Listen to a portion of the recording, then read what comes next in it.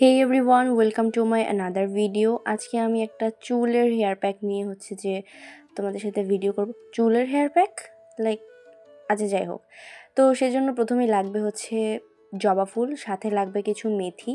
তো এই জবা ফুলকে সুন্দর মতো বোটা ছাড়িয়ে একটুখানি পানির মধ্যে দেন এই ফুলগুলো দিতে হবে। পানিটা দিতে হবে চুলের লেন্থ অনুযায়ী, যে তোমার চুল কতটা ঘন বা লম্বা।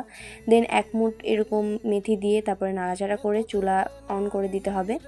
দেন এইরকম একটা কালার আসবে 5 মিনিট বয়েল করার পরে। দেখো কালারটা কি সুন্দর, আর এই পানিটা না একদম তেলের মতো হয়ে যাবে, যে থকথকে হয়ে যাবে। তো এটাকে আমি ঠান্ডা করতে দিব।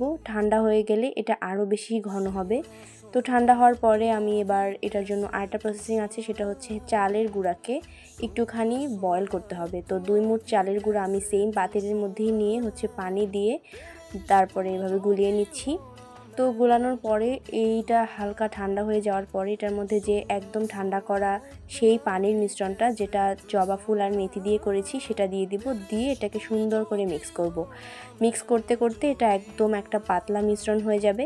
এই মিশ্রণটা যাদের চুল অনেক বেশি কার্লি আর রাফ, যেমন আমার চুলই অনেক বেশি কার্লি আর রাফ, আমি এইটা ইউজ করলে আমার চুলে একটু গ্লেজ দিবে আর যে আগের থেকে একটু শাইন করবে।